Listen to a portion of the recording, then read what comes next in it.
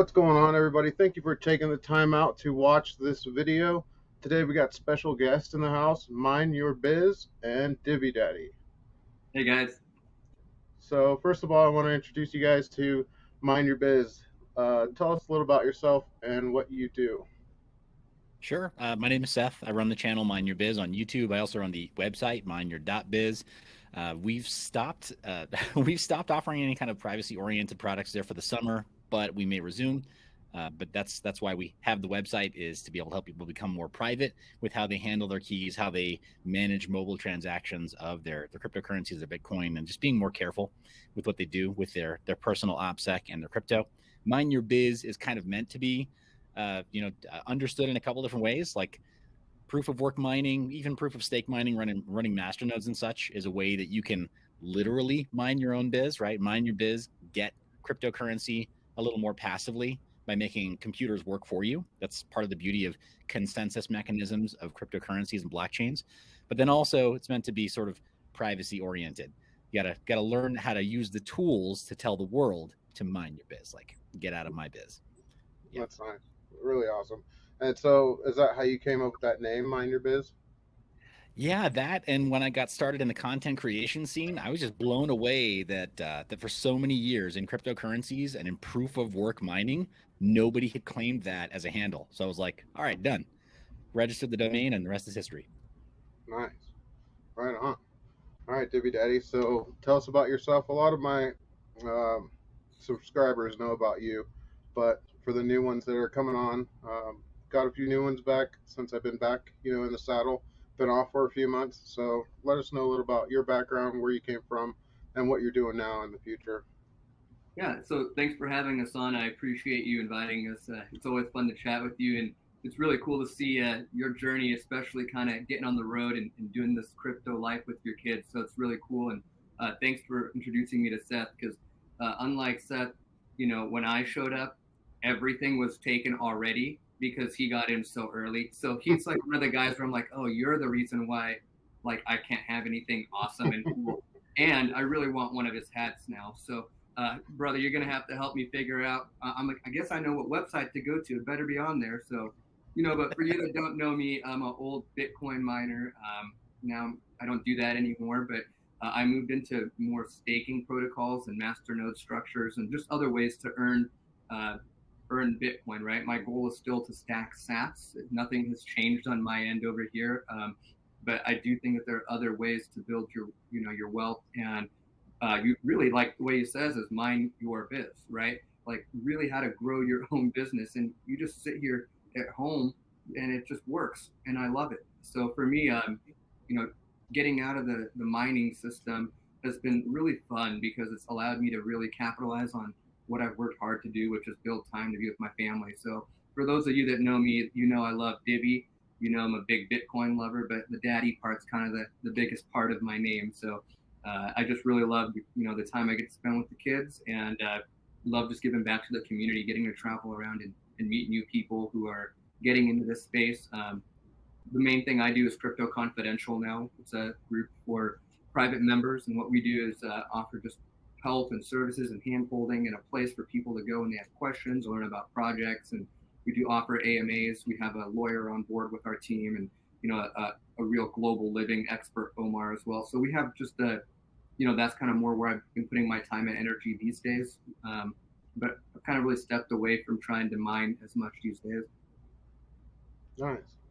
So I'm going to start off with Seth again. What do you think the market's doing, and how do you think it's going to respond in the next, say, 6 to 12 months?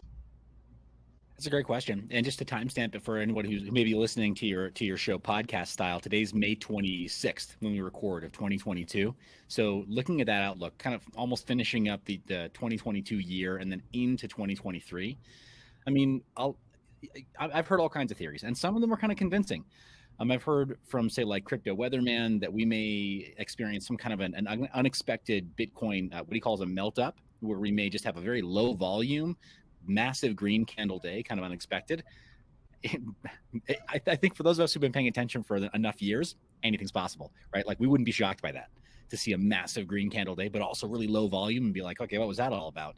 So I'm taking a very wait and see approach because we've been crabbing sideways for so long, right? We had a first top over a year ago, or about a year ago with Bitcoin. Then we had a second top that was kind of a fake out, right? Getting to 69K or so. And now what I'm seeing personally is that the general trend is just kind of downward. I think that Bitcoin is going to continue to sort of deflate a little bit in its US dollar value until we find some kind of bottom support that is either nearing 20K or possibly as low as 12.5 to 14K. I think that's kind of our average bare cost to produce Bitcoin across all power markets. And, excluding the stuff where there's like fully renewable, like, mining off a volcano in El Salvador or whatever, like they're outliers. That's not the majority of the hash rate there, right? So I think that we aren't going to see Bitcoin dip into being totally unprofitable to mine across all these markets because so many markets have corrected their cost to mine Bitcoin. So I do think that is going to be a useful indicator this time around. People are saying like, oh, well, it's like every other cycle, this is no different. I actually said that to Ben Armstrong, who I love dearly. And I pushed back against him yesterday on Around the Blockchain. And I just said, nah, man, this actually is different. Like the slice of the pie, the percentage of Bitcoin that's owned by institutions is so much greater than it's ever been before. So they're going to keep manipulating in very weird ways. But ironically, that's in favor of the Bitcoin mining, sort of the Bitcoin mining network this time around, I think. So that's what my crystal ball is telling me or whatever. Obviously not financial advice, but I think it's going to continue to sort of trend downwards, find bottom support, and then we'll see something that kind of resembles a past cycle movement as it begins to run back up. And then maybe we get our 100K Bitcoin, 12, 18 months from now. But yeah, I think we missed 100K Bitcoin. I don't think we're going to see it until next cycle. Nice. Same question to you, Divi Daddy. What do you see it doing?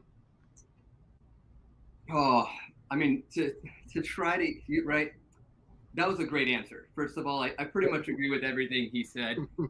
And I guess he may be challenging my thinking a little bit because I do believe that this is typical, like normal Bitcoin cycle.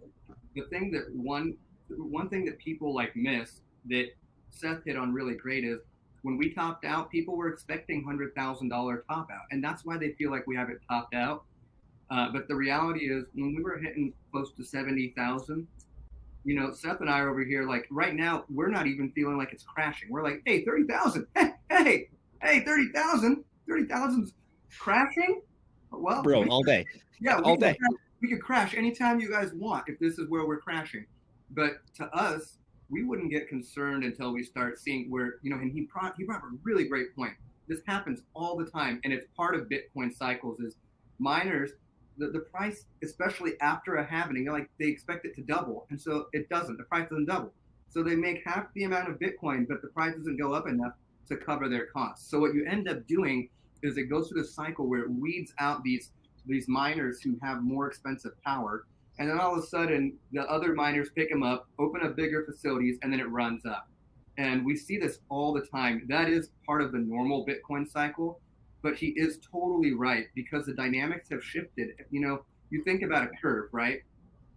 Beautiful curve that flattens out. Bitcoin's like right here. Like there's just not much more to make.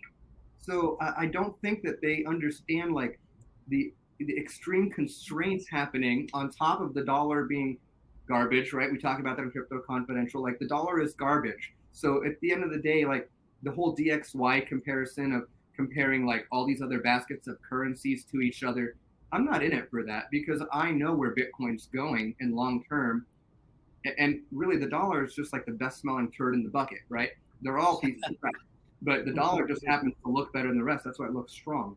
But when you look at like the tokenomics and the actual statistics that monitor Bitcoin activity, number of wallets, I mean, we can go through all of them. We don't need to, but it says Bitcoin is strong. But I agree with Seth. I believe that we're probably going to see closer to 20,000 Bitcoin.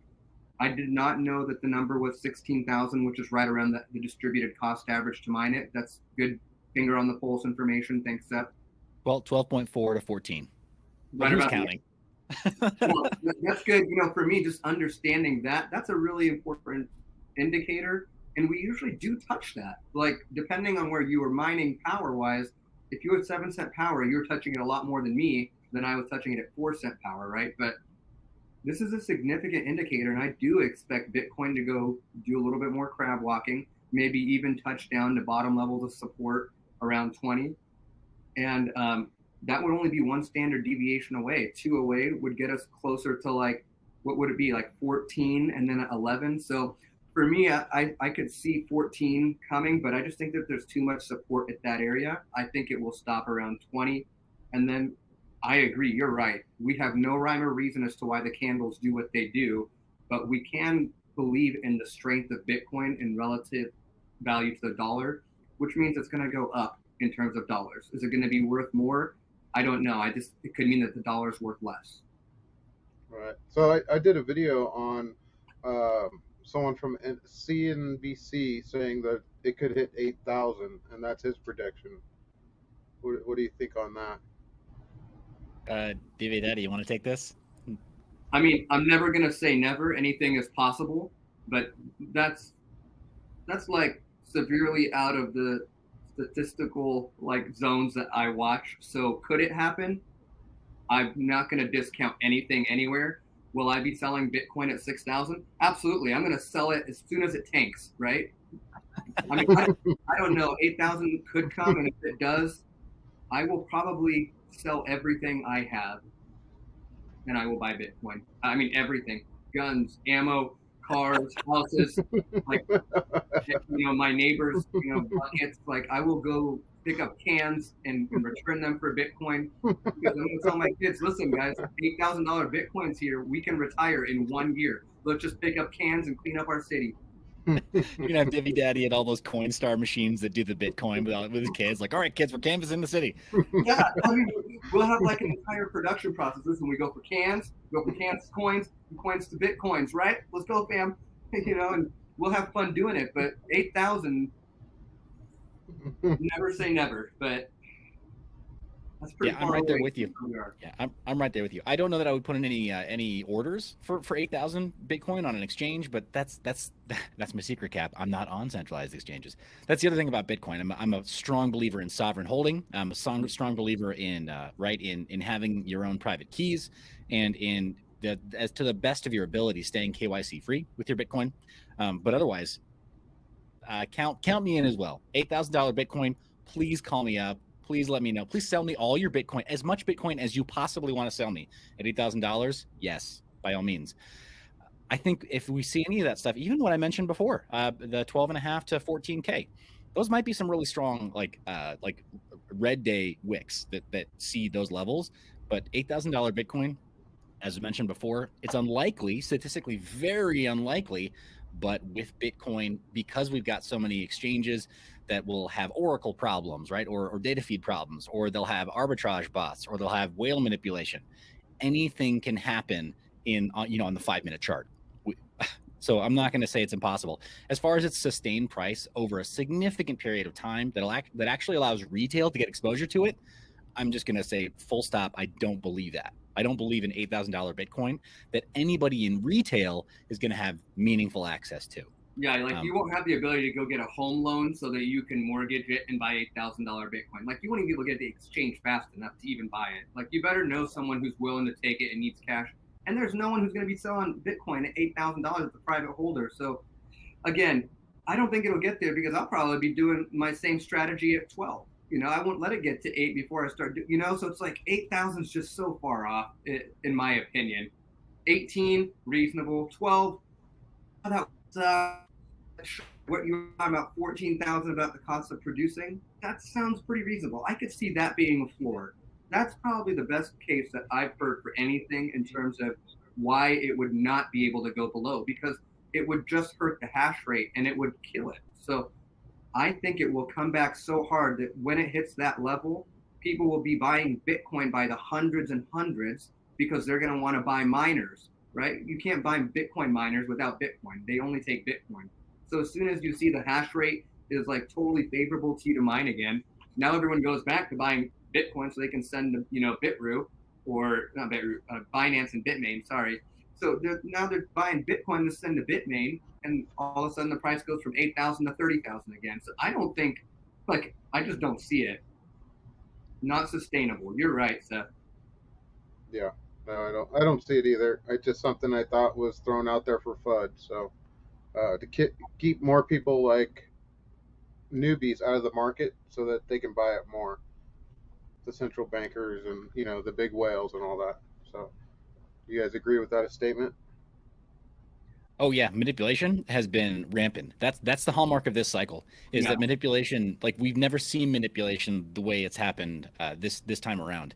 I think in part because the market cap grew to an extent that actually it could absorb some of the cash on the what's the word I'm looking for here, on the balance sheets of some of these VC groups and some of these other institutions that were like, hey, Bitcoin looks interesting. Before they saw the multiples in terms of appreciation, they saw that there were some groups that were investigating it. JP Morgan, right, had been flirting with it for forever, right? They've had somebody as a specialist at JP Morgan studying, more broadly cryptocurrencies for a lot of years. But this time around, we finally have such a healthy market cap with Bitcoin tipping over the $1 trillion mark on its own, that these groups are like, oh, cool, it can actually absorb our budgets now. So now we can take a position. Now that we have a position, we have to protect it. We have to defend it. So ironically, they're defending it from both sides. Like, wait. We don't want our order book crypto, right? All this exchange-based crypto that they have, custodial crypto they have, to dip too low. Well, we know how to manipulate paper, right? And order books. We've been doing that for forever. So they keep it from going too low. On the flip side, they're like, you know what though?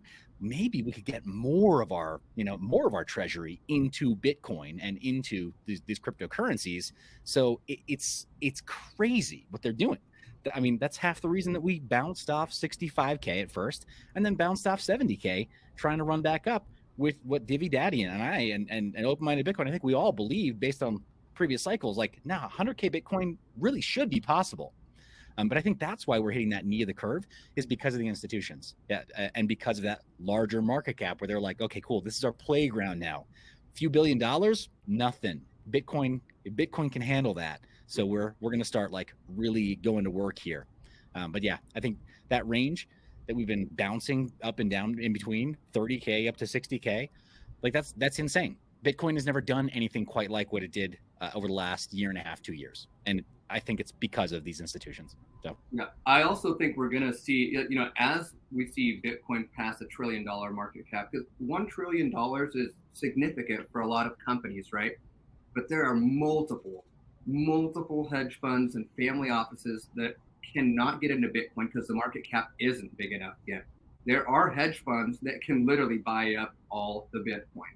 So right now, Bitcoin is still too small globally to have the stability from a lot bigger market. Once Bitcoin breaks, I would say when Bitcoin's in like $500,000 world, I think then you'll start seeing other institutional investors and family offices be able to check off that one criteria box, that it must be this much liquidity to move the market. But you start seeing liquidity tests, even with the whole Terra Luna issue where they're dumping $3 billion of Bitcoin. It impacts the price. It impacted the price. So that is what we see happening. And whales can move the market. What does it do? Well, $3 billion moves it about $4,000. That's what we just found out. So if you do the same thing with $30 billion from a hedge fund, they can't accept that risk, because $30 billion is something that anyone can easily manipulate if you have those types of players in there. So while the market cap is getting larger, it's still too small for some of the big players. Yeah. So to jump back to what I mentioned before, I think that there are some groups that have much larger treasuries that also have a much higher risk appetite, and I think that's who we're seeing already playing. When Bitcoin did tip the $1 trillion market cap the first time, they were like, all right, cool, that's our sign. We'll go in first, but they're defending their positions because now they're entrenched.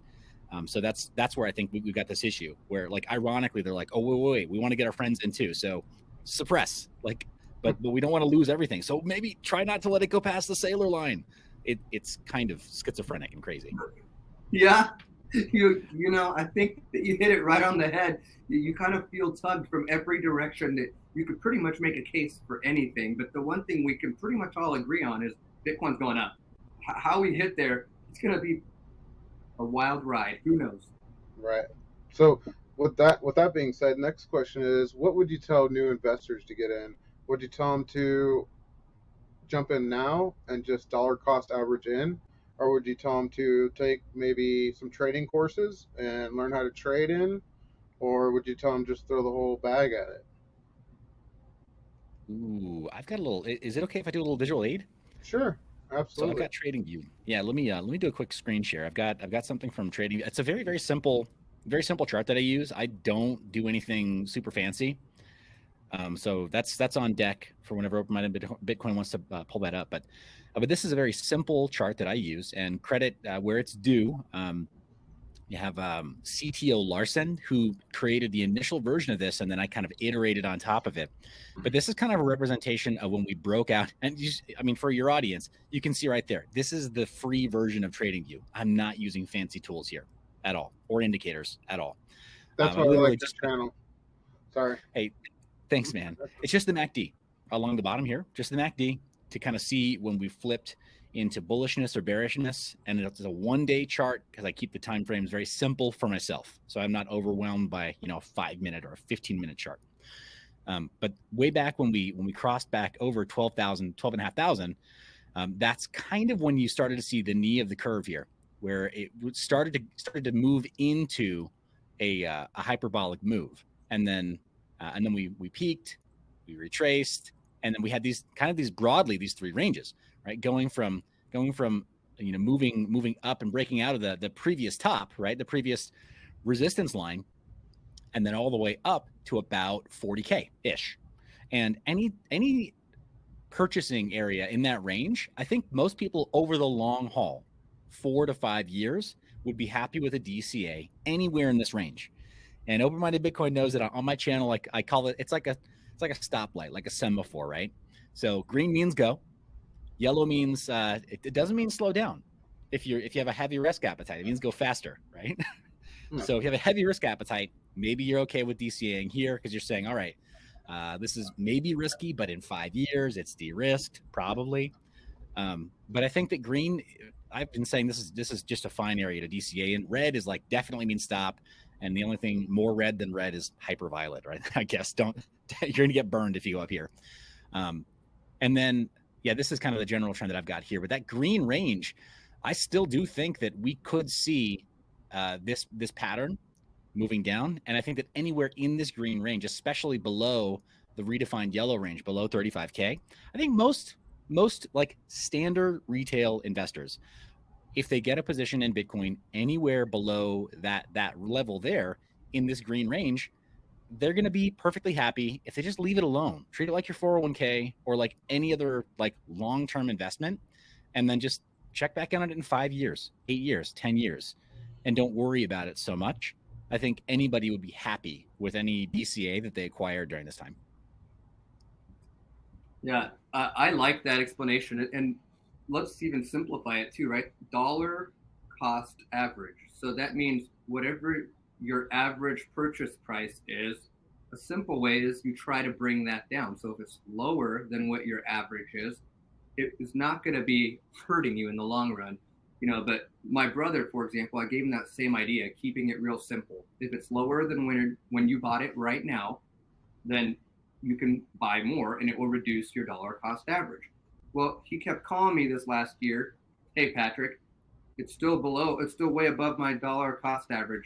And he called me at like 27,000. He's like, Patrick, it's still above my dollar cost average. So when do I get to buy? And I said, well, whatever you feel good. I said, do you have money stacked up on the side to buy more? He said, yeah. I said, then buy when you're comfortable, because the time is ready. Where he kept looking at it, and his problem was, well, what if it never comes back down this low? I was like, I don't know what to tell you about that. I didn't know you were holding so much cash on the side, waiting for it to dip back to 12,000. I thought you were like buying. He took it real literal. Like, if it's not lower than when I bought it, I don't buy. So, there's a happy medium there. You have to start, understanding that as Bitcoin continues to find higher highs and higher lows, that we start dollar cost averaging in at higher amounts, but you have more value because of the amount of Bitcoin you bought at such a low amount. So even when Bitcoin goes from 12 to 40, you're not really upset buying $40,000 Bitcoin, because the goal is not to buy as much Bitcoin you can for as cheap as possible. The goal is to get your value as you work, as you create earnings for your family, to not go away into nothing in the dollar, which is garbage. We want to create an opportunity for a freedom mindset. So dollar cost averaging really is about, when you make money, would it have been a better idea to put it in Bitcoin and hold? Would your money have grown? Or do you think the dollar is going to crash, right? So the idea is, how much can you purchase? So dollar cost averaging can also be as simple as setting a buy every Friday. Like, I know Bitcoin Ben does that, or, you know, a lot of people just set aside a buy price. So it really comes down to having a plan. I'm sorry, Seth, I don't get to watch your show. I promise you I will start giving you some love, bro. But I like the way you think, and I would agree with what he's saying. Those yellow zones, you know, for me, they make go faster. Right. Awesome. Right on. You want me to take the chart down, or? Oh yeah, I mean, it's a quick visual aid, man, and it's a public chart too, so anybody can take a look at that. And or I guess I think you can copy it. I think you can fork charts on TradingView. So nice. Whatever. I'm not putting retracement levels or like buying signals on it. It's just a very generic thing. Now, would you guys recommend this for all cryptos, or is there certain cryptos you guys are looking at? How does that work for newbies getting into the space? Because my channel is about intermediate to newbies, and, you know, more advanced people like you I bring on to help intermediates and newbies. I appreciate you saying that. Let me punt this over to Divi. He's got some great. I mean, clearly he made the switch from acquiring value in alts to then flip into Bitcoin. So he's got to have some alpha there, man. Thanks. You know, I have a few projects that I'm heavy on that I just believe in. So the way I like to look at it is intrinsic value. Like, the use case to me is very important. I will not get into a project just because it's pumping or it's popular. I get into projects because I believe in the long-term value that it will provide to the space and to the world. Bitcoin is my #1 gold coin, right? That is everything that I exist. That is where I hold my value, right? I value a few things. I value my guns, I value my Bitcoin, and I value my food. That's pretty much what I value. I like silver too. So that's my goals. I try to stack silver. I try to stack, Bitcoin. And when it comes to altcoins, they exist to either buy me more guns, more Bitcoin, or more silver. So don't forget about Divi Jr. Don't forget about the kids. Yeah, but the kids, they have their own nodes. They get to spend their money, right? They have their own investment portfolios, and they do what I do every month. So when I get into a staking project, for example, like Divi, you start looking at what price you're getting in at, but you have to also remember, what part of your plan is it? Is it the part of your plan where you're storing your wealth for the future, and that's kind of like your 401k is Bitcoin, right? Or is it part of your growth strategy? For me, I don't want to own rental properties. I don't want to have tenants. I don't want to deal with insurance. I don't want to deal with maintenance. I don't want to deal with if they're going to pay me on time. I don't want to deal with driving there, or if they're having parties, or if the neighbors are happy. Divi Daddy, what about government interference? I mean, the government has done such a good job of protecting your interests as a landlord the last 2 years. You're really sure you don't want to own any real estate? No, I really enjoy going and like filing for permits and stuff, and like getting permission and like having to jump through hoops. But I really love blockchain because it does not give any prejudice at all. It doesn't care who you are.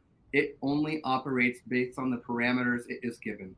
So, for me, no, I put my money, instead of making rental income and having my property value go from $100 to $100,000, I do the same thing, but with crypto. So I'm invested in liquidity pools. I'm invested in projects like Divi and Persistence, a couple of projects that will stake almost 30%. So for me, I wait until I see a good pump, and then I look at that as an opportunity to cash out to pay for, maybe some of it. I'll take some of my profits and put it in Bitcoin, and that's how I keep growing my Bitcoin. Some of it goes towards, my family and just having a great time with. Most of it actually goes towards having fun with my family. That's the idea, is I work so that I can have fun with my family. So at the end of the day, if I'm working too much and all I'm doing is buying crap that I don't need, that I have to throw away later or have to inventory later or put on my tax sheet, I don't really care. So for me, having these altcoins is about growing my Bitcoin or giving me income every month. So if your strategy is to gain income every month, then projects like Divi and liquidity pools work really well because they're adding you rewards every month, and you don't have to take away from your initial base of what you staked. So you're not really diving in or taking any money out of your house per se. You're just putting the money that it's making every month towards something else, or using it to invest in something else. So I guess with that said, my favorite altcoins are Divi, Beta, Cardano. Those are some of my big like top ones. Persistence.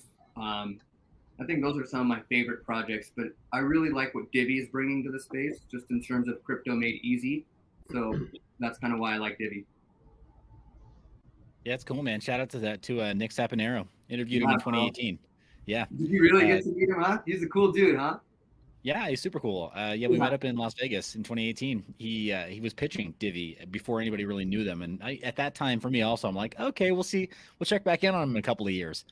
A couple of years later, it was too late, man. I should have jumped on board then. Bro, jump on board now. It's like in the 3 senses. It's a great time. Everything is crashing, and they just launched their new wallet yesterday. So their new wallet came out where you have a fiat on and off ramp. But yeah, you know, when I think of Nick, it's really funny. Most people think of Divi, but I think of sushi, because Nick introduced me to like the best sushi ever. We sat down for dinner, and I was getting my California rolls, and he looked at me and goes, "Bro, where's the protein? There's like, it's all carbs." And I was like, "Bro, but the other stuff, it's all like, it's raw." He goes, "I know, but," and I was like, "Well, you know what, Nick? If I'm gonna try it, I'm gonna try it with you." And he turned me on to sushi. Ever since, now I just go everywhere I can and get the best sushi. And when I think of Nick, it's just always sushi. I'm like, man, I can't wait to go out to sushi with him again. But he's a good man, and he's a hard worker. So yeah, I love that project. That's awesome, man. Yeah, so I'll just chime in about altcoins that I've got kind of an affinity for, because I've been doing like interviews with project founders for a number of years, but especially 2018, 2019, I was very heavy on project lead interviews, which is why I went out of my way to try to get that time with Nick back in Las Vegas in 2018, was because it was like, all right, this is what I do. I'm trying to talk to leadership, I'm trying to talk to people who are willing to be the face of a project and willing to stand accountable to what it is that they're delivering to the market. So it wasn't a shock when he took me up on it. And that's why the Divi project was at least on my radar. But some other projects that hit my radar in 2018 were the Loki project, which rebranded to Oxen. And they run the critical infrastructure for privacy messenger called Session. It's kind of you could compare it as it is technically a competitor to Signal, uses the same open source code, but uses its own custom onion routing that is has high enough bandwidth to do voice and video calls.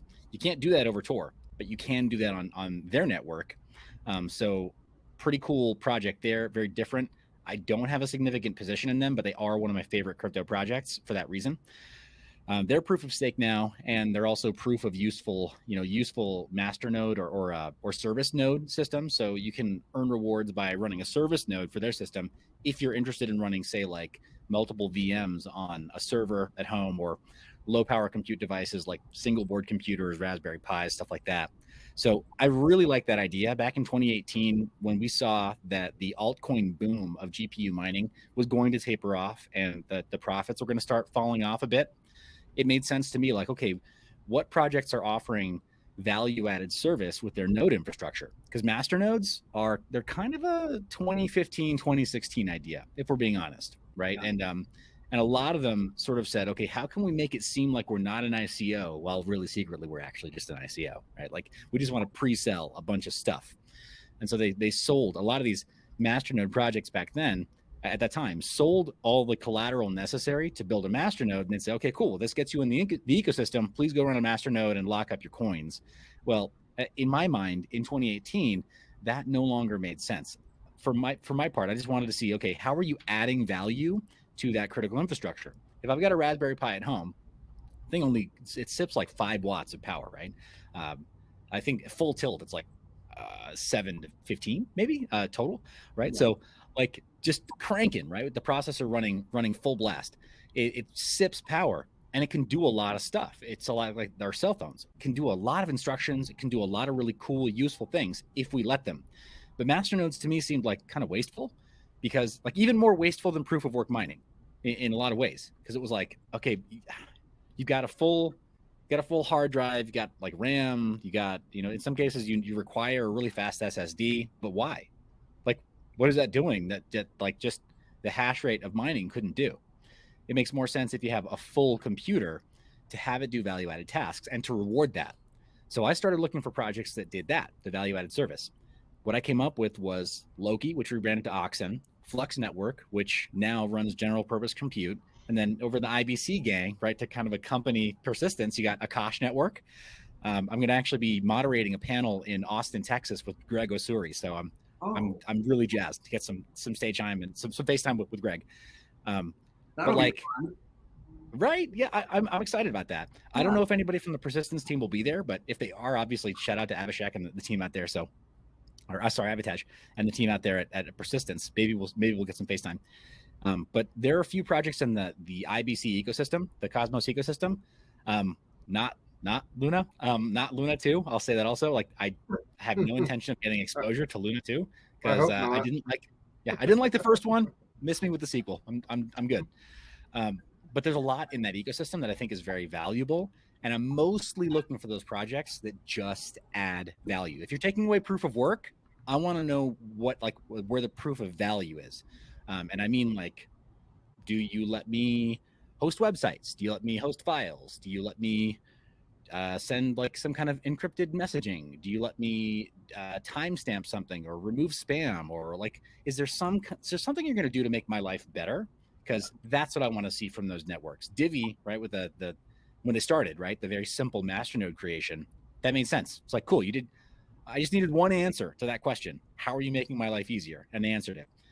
So yeah, I think any project like that makes my life easier is a much better go-to. And it's a really simple evaluation criteria to just say, okay, I can compare my life from before I met you guys to after. My life is easier, it's better. And so the number of your coin, like the value of your coin, should go up because you're providing real value. You're not just like speculative and saying like, yeah, we're going to replace the dollar. No, Bitcoin did that really well. I don't need that from any other coins, except for maybe Monero. But yeah, privacy coins are important. We went to Monerotopia when we were in Florida, and that was pretty eye-opening for me. I learned a lot there. Yeah, dude, the Monero community is great. Monero Labs too. Like, they're very, very much in the spirit of open source. Like, we want people to challenge our code and improve it. And what I like about Monero also is that, and unfortunately, I'm going to say unpopular opinion, I don't hold a whole lot of Monero. I used to, and I held it when it was. I held it beyond the point of reason. I held it when it was trading at a much higher Satoshi value, almost double the Satoshi value for the average of last year. I held it all the way up to that point, that all-time high against Bitcoin, and was like, why did I do that? Because I knew on the roadmap they were going to offer permissionless atomic swaps between Bitcoin and Monero. So it was like, okay, I can basically do mixing by using Monero with atomic swaps, and I can enjoy all the benefits of Monero, but all of the financial upside of Bitcoin. I'm an idiot. Like, I felt like I really messed out. So yeah, like, for as much as I love Monero, I'm like, okay, there are other ways to achieve privacy too, and to even utilize Monero without me like just being a bag holder. So yeah, that's the one thing about altcoins that I think for me has become, like, on the one hand very simple, on the other hand a little more complex, is that it's like the use cases aren't always as cut and dried as they seem, especially when you add the questions of privacy and holding your own keys and sovereignty, and whether or not you can stay KYC free, and what the tax implications are, and are you playing by the rules? Do you think the rules are fair? Do you want to abstain until they're more fair? Like, a lot of additional questions that come in. But for number go up only, yeah, I like the projects that just add value and just say like, look, we're here to build and build and build and build and build until we add value. So speaking of privacy, Litecoin just released Mimblewimble. I watched your video on that. That was a great video, by the way. But just to relate a little bit more on Mimblewimble, where do you see it going? And do you see other, I guess, mainstream companies adopting it as far as use case and value? Ooh, that's a great question. Divi Daddy, do you have are you up to speed on the MWeb extension or the Mimblewimble for Litecoin? Yeah, I'm familiar with what it is and its use case, and I understand why so many people like it. However, with that said, I don't believe that it's going to, meet the needs I have, especially as a Bitcoin holder. And I do have to kind of link back to what you said earlier about Monero. I was lucky to get some early enough and had no idea what I was holding when I got it. But now, after this last conference, I understand. In terms of Mimblewimble, it's just another tool that does the same thing that other people do better. Yeah, that my thoughts on the matter as well. Plus, you've already got some of the South Korean exchanges. Bitsum is just flat out saying like, hey, we don't like that. You have to use the main chain. We won't touch the MWeb chain. So it's like, okay, we're back at square one. If the privacy is going to be implemented in a way that actually works, then some of those large exchanges won't touch it. We're going to end up with coin taint, the way we did with Bitcoin, in the post Silk Road days. I know a guy who became a Bitcoin or a Monero maxi precisely because he was a very early Bitcoin adopter, but he wound up being paid by somebody else in some Bitcoins that were tainted. So he's like, oh, great. Now I'm on an FBI watch list because I tried to participate in a circular Bitcoin economy. So I can't use these Bitcoins, multiple whole Bitcoins that I was paid because they are illegal coins, because you can do that to Bitcoin. So he was like, oh, well, shine it. What offers like good enough privacy, right? Like, if PGP for email, right, is pretty good privacy for email, like Monero is pretty good privacy for coins, right? It's good enough. And he just said, all right, I'm done. And like, he didn't look back. For him, it's like all Monero all the time because he got burned so badly. But yeah, I'm looking at that too and saying, all right, Litecoin, Mimblewimble. Well, to go to a more fundamental level, Mimblewimble it's kind of been tried and failed in a few implementations, right? Grin didn't fare so well. Mimblewimble coin is kind of a shameless cash grab. Grim, the sort of like affinity clone of Grin, is it also didn't do very well. Kind of a cash grab. You had a few people trying to capitalize on it, and it's just Mimblewimble. Maybe it'll come back in a few years. The chain, the space saving benefits of Mimblewimble for UTXO systems, if Bitcoin adopted it, it would decrease the amount of chain pruning necessary to run your own full node. Most people don't care anyway. So there's a lot of like these benefits that Mimblewimble maxes, if you want to call them that, will spout off. And I look at it and think, Monero does it a little bit better. It does it all the time. It does it with addresses. So you can actually look up addresses on like Grin. And then if you want to stick with the coins that have a healthy market cap, you got the devs at Samurai Wallet that do a killer job for Bitcoin. And then you got the Tornado Cash people who do a killer job for Ethereum and a handful of tokens there. I don't really need much else. So yeah, Litecoin for me is a no-go with MWeb.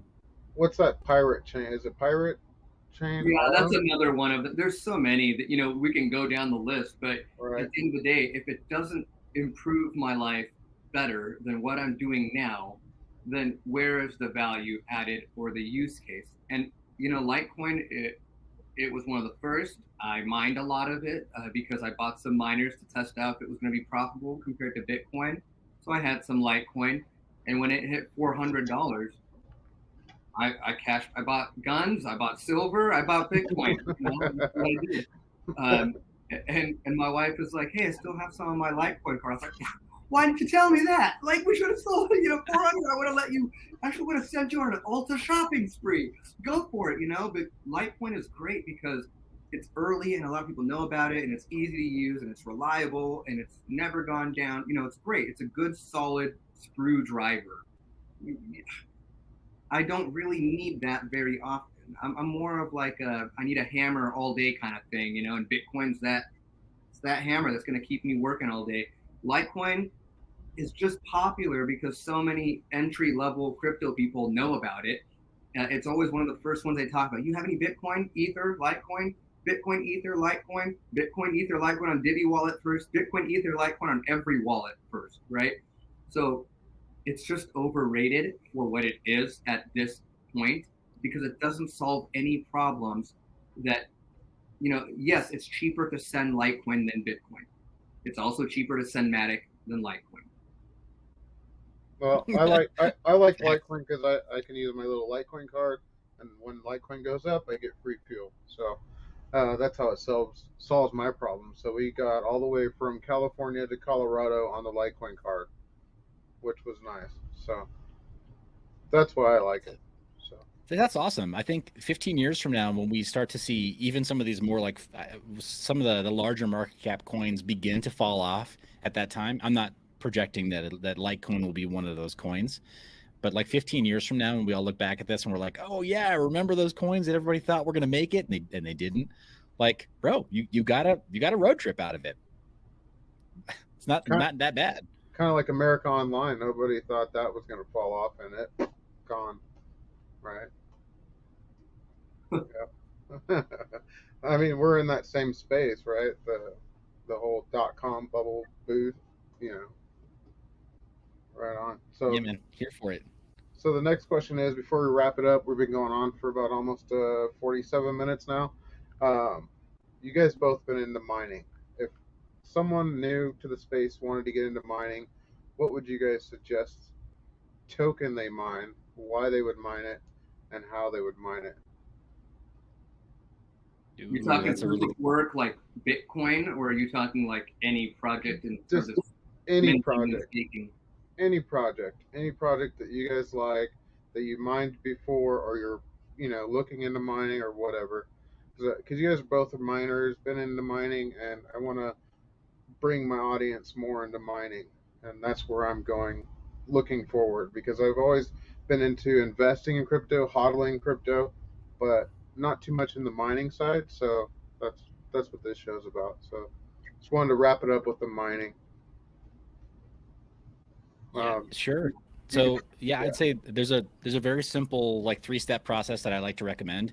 Been recommending this for a few years now. But like the very first step is just take inventory of what you already have. When you're thinking of mining shouldn't have to be a CapEx intensive thing. Like you shouldn't have to come up, like drop some big business plan just to get started. And there's so many GPU and CPU mineable coins that you can find something that literally an old laptop can mine. So you have an old, like even an old MacBook or whatever, old anything, just take inventory of what you have and really like scour. Like, do we have old tablets, even old phones, anything that you have that the power's on and has a CPU or a GPU inside of it? Just take inventory of all of it. The second step is to see like, okay, what are the capabilities of everything that I have?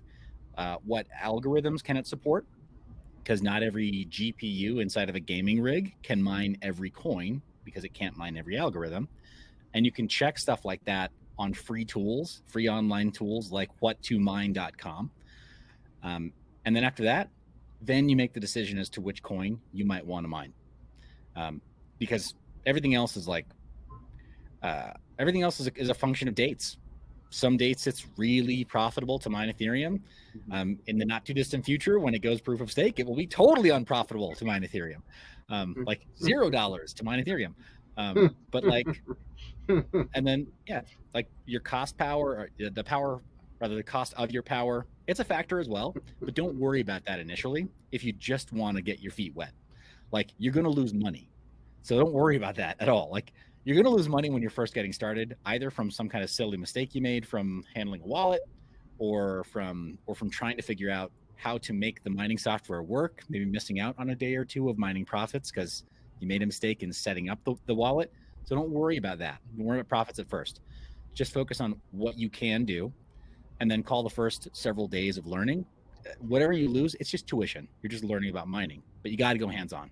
The rest is like, it's like asking somebody like, dude, how do I look like Arnold? A lot of effing work. Like it's going to be hard. Like after that point, some of it's just going to be hard because you're going to have to do the dirty work of, whatever, setting up mining rigs and making sure they don't overheat and not tripping the breaker right at your power box or whatever. So So yeah, start small.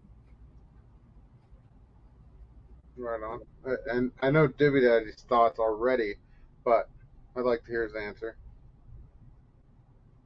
I mean, I like his answer too. I was just applying, as you said that, I was just kind of working through my own situation, going like, man, if I had done that, yeah, I should have done that. You know how many Litecoin miners I wouldn't have bought, or Ether rigs I wouldn't have bought, or gosh, I wish I did that, like you just said. But when it comes to me, where I think you could start out, I would always suggest, for me, my strategy is I love Bitcoin. My strategy is to figure out what you value and go after that one asset, right? So for me, stacking sats is the name of the game. How do I stack sats? Well, you could go out and buy a bunch of miners and rent out a space and pay for electricians and figure out your cost of power and put down, hundreds of thousands of dollars on your rigs, and then watch them go to zero over time, because that's what they'll become value at, would be zero. Or you could take it and put it into other projects that do work and get reimbursed for the work they do, just like he was talking about, that add value. There are a lot of them out there. What to Mine is one I've used before. That's the one thing I was like, I did that. But other than that, it's just trial and error. You've got to try, figure out what's profitable for you, what's not. We have both talked about the Cosmos ecosystem tonight. I really like, Kepler as a tool, and using the Osmosis platform to stake XPRT and Atom together. Good liquidity there. So you could do whatever you want to make, sats, and eventually having a plan, which is what we teach, right? Having a plan of where you exit, so you don't feel bad about not getting some Monero with. And I love the answer that you said. The way that he said it, he didn't say how much Monero was worth. He said the sat value. I could have gotten more sats. That is how you start to become a crypto lifestyle, right? You think of how many sats per block, how many sats for silver, how many sats for whatever it is that I value. So that's Divi Daddy's out here. He's measuring Glock 19s in Satoshi value. I love that, bro. Bro, anyone who knows me knows, like, hey, when I was looking at it, I was going, are you saying that's one Litecoin per Glock? I'm in. I went, yeah. So valuing things in Satoshis and not dollars is a really big way of doing things, because it teaches you intrinsically what you value. For me, and you clearly value sats, but starting out small, taking risks, and understanding that you are going to lose. We have all lost something. Some of us look back and go, man, 10,000 Bitcoin, I lost that on a hard drive. Some people have done that, and it's a totally sad game. But back then it wasn't that much money. So now, as you learn, I agree, get in slow, inventory what you have, understand what your risk appetite is. And I would not suggest that everyone put all their money in at one time. To answer that question, I am a firm believer of dollar cost averaging in and out, in and out. Nice. And having an exit plan, right? Exit strategy. Yeah, I like what Divi Daddy is saying also about, like, if your exit strategy is like, hey, I'm just trying to stack Satoshis, like I want to see a larger Bitcoin value. I want to approach one full Bitcoin, be a whole coiner, we call it, and then go beyond that, right? Get to my first 5, or get to my first 10, or get to my first 100, whatever your goal is, whatever your moon is, like getting to that point. What's cool about some of these ecosystems, like you were saying, Osmosis DEX, and to a lesser extent, maybe like QuickSwap on Polygon, or Uniswap on Ethereum, or any of these other AMM DEX platforms, is that, bro, we have wrapped Bitcoin now. Bitcoin learned a few very, very cool tricks. So if in part of your yield strategy, you're saying, can I stack Satoshis and provide liquidity with them without giving up my keys to somebody else? Like that's the next level for anybody who's a beginner. But just to say, like, the rabbit hole is very, very deep, and it's getting deeper all the time. It's a next level, but it's also a must. Like, I would hate to be on any show without stressing the importance of having your private keys and never sharing your private keys. It should feel like rape. It really should feel like that. They're trying to steal and take from you something that is not theirs. Yeah, absolutely. Totally agree. Then with that, I know I said that was the last question, but how do you guys feel about the NFT marketplace? And are you guys currently in the NFT marketplace, and where do you see it going? Is it just another fad, or is it going to be around a while?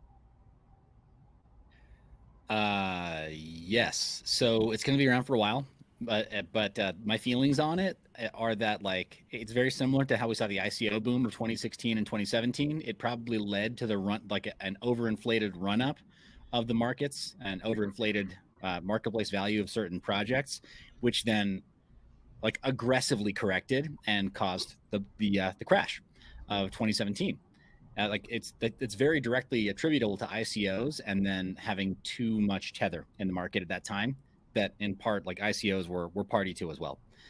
So I think that we're going to see a similar action with NFTs this time around because that's the latest craze for fundraising and whatever else.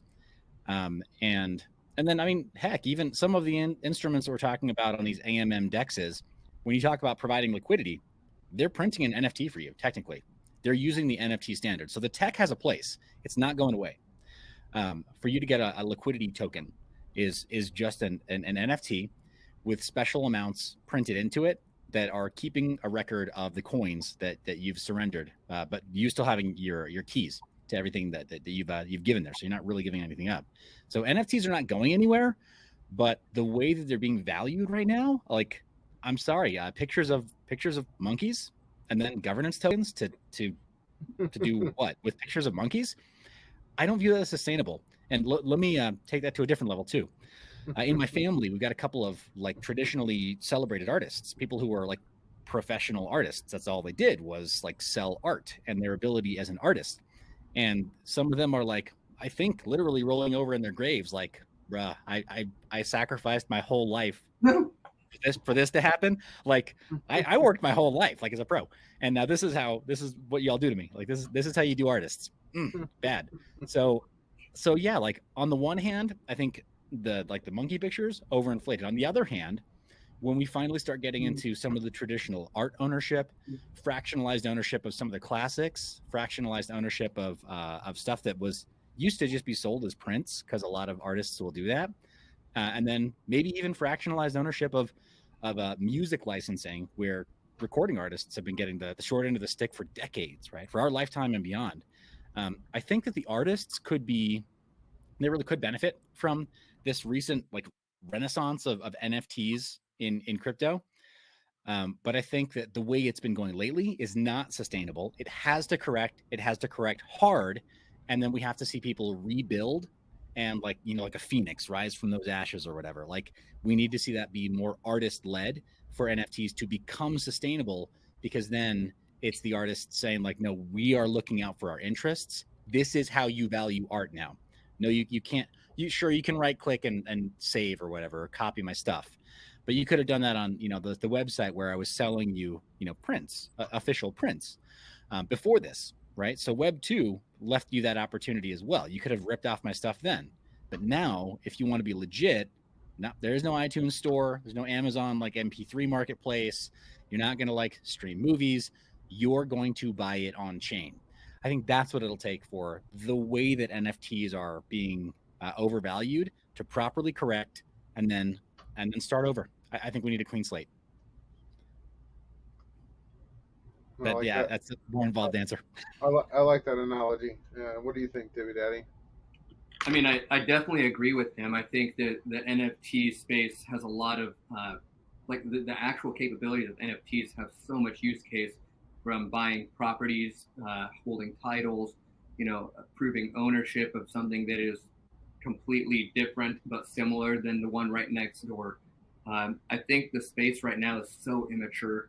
It's like, I'm not getting married to a kindergartner, right? Like 8 points, like you guys are, and you're right. It does. I kind of feel like you said about your family rolling over in their graves, because it was like blood, sweat, and tears to start mining. You know how many boxes I got paper cut on to open up those boxes? You know how many plugs I had to plug in? And now you're telling me that people are doing it by selling pictures of monkeys? Like, you know how hard it was to create Bitcoin's ecosystem and to be part of that amazing network globally, and how much money I had to put into it, like to get a power line dug into my facility. And then, so I just don't believe that there's enough intrinsic value, blood, sweat, and tears to keep anyone on board into that project. Not like Bitcoin. There are too many people in Bitcoin who'll be like, Bitcoin's in 10,000 again. Let's start mining. Let's go. I got Bitcoin. I'm ready to mine. Like, because that's where we're at. But I don't think it's going to happen for ApeCoin. The use case is just, it's laughable at this point. It's important because we need to take baby steps to learn how the space works. But it's highly and grossly and laughably overvalued. Yeah, man. Yeah, facts. Totally agree. You got NFTs selling for the price of a house that I would expect to be an NFT, but you don't have a house to live in. You don't have anything. It just makes no sense. Sorry, it's my rant. I'm passionate about the ridiculous spaces of art, and it doesn't float my boat. I just don't get it. I'm not into crypto for art. Just not. Yeah, I think that's probably a shared feeling between a lot of people who've run in like the critical infrastructure of blockchain, whether it's masternodes or staking validators or proof of work miners or whatever. Is that you get a lot of people who are like, okay, next, please, can this phase just be over?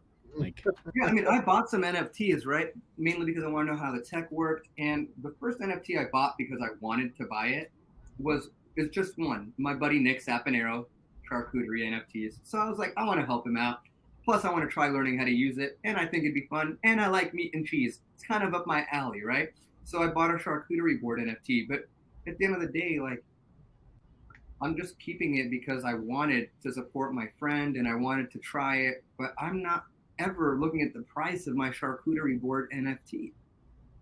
It's just not what it's there for. It was there to, almost like going to see a movie. It's done. That was the experience. That was it.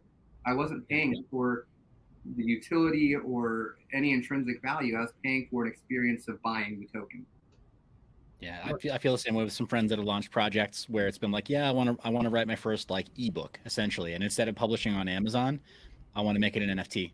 So same thing, or like a learning course or something, e-learning. Like, want to turn that into an NFT as well. I've heard a lot of people in my circle say that sort of thing, and I would buy from them. I'd buy from my friends. So again, we buy it because we want to, not because we can convince our spouse it's a great investment. Well, I mean, Tom McDonald had a good. He purchased that NFT soundtrack from Eminem on the blockchain. So I mean, stuff like that I can see valuable. Well, there are value. Like, it is value, right? Because people are paying.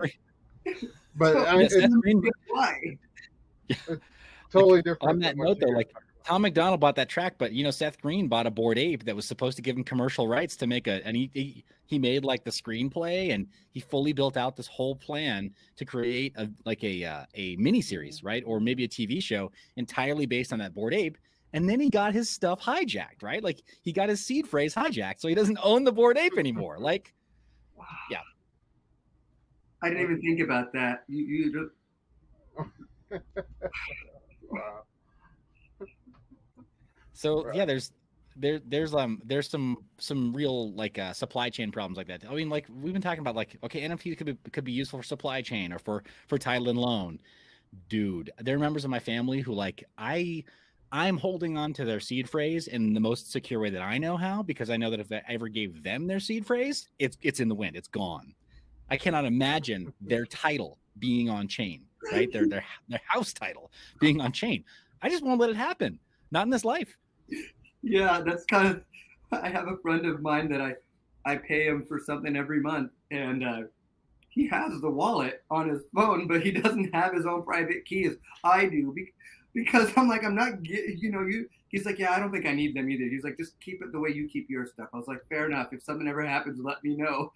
Because he's not doing, like, it is kind of laughable that people would like give out this information or store it in such an improper way.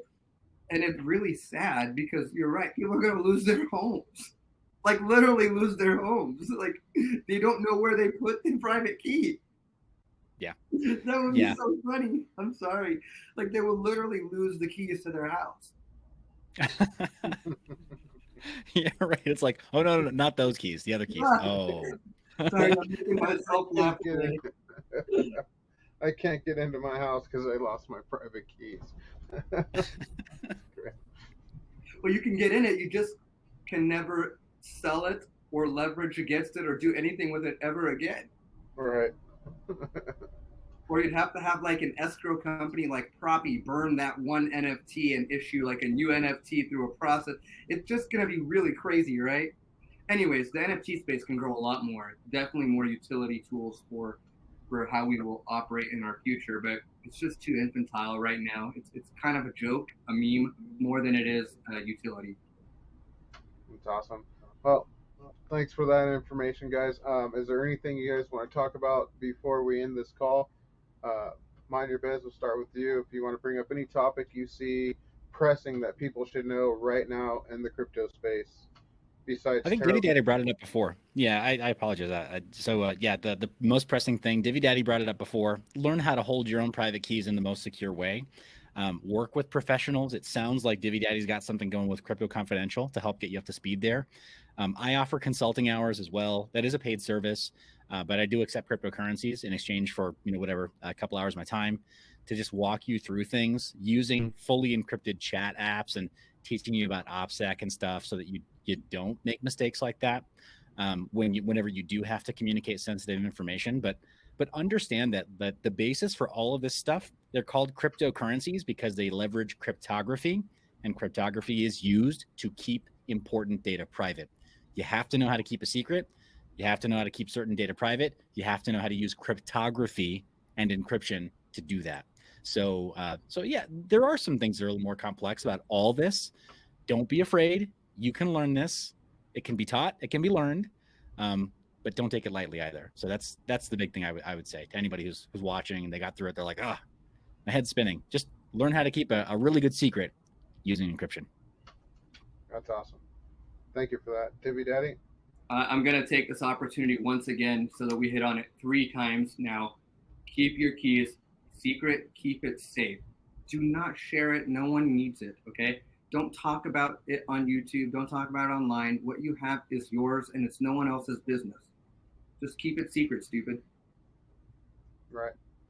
Well, see, I do videos, like how-to videos, but I usually use dummy apps. So it might have $10 on it or $20 on it, and those are not apps that I keep on my offline, storage, my buried in the backyard type storage.